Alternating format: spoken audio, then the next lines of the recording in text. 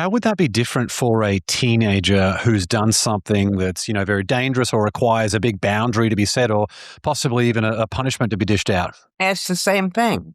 Let me do one that's even bigger. I was trying to explain this to somebody before. So the Nazis are exterminating Jews. Oh my God. So what you want to do is get the Nazi to stop exterminating the Jew. Now, you can do that in many ways, but that Nazi still wants to.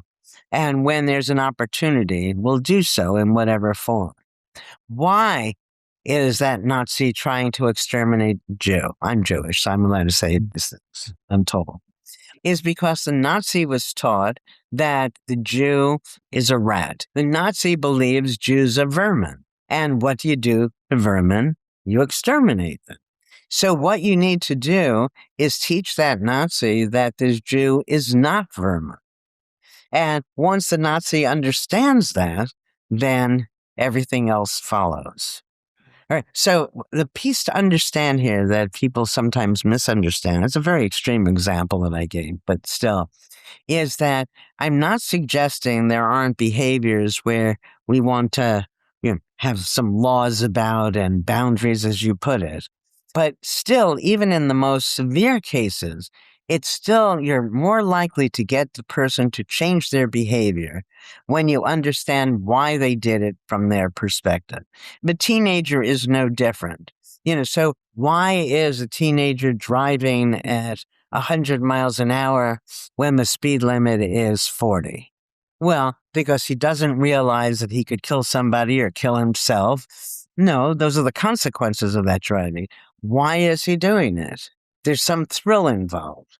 Why does he need that thrill? Well, his friends made him feel small, and he wants to show them how brave. What's actually going on? And it's going to vary from teenager to teenager, from Sophie's 6-year-old friend to, one to the other, or to you and your wife, or to me, the elders here. Once you recognize that most of us are mindless, so that you're seeing somebody else's behavior from your perspective, and that may be very different from the other person's perspective. So take me again with being gullible. James, sadly, don't tell anybody, I was taken by 2 psychopaths. 2. Cost me a fortune. Now, so we look at my behavior. You say, Ellen, what's the matter with you? You need therapy. So I go to the therapist, and the therapist says, look. And I say, I know. It's crazy that, that I said yes to these people. So I'm going to try not to do it. And I'll try, but I'm going to fail. Because going forward, when I'm living my life, I'm not being gullible. I'm being trusting. And I actually value being trusting.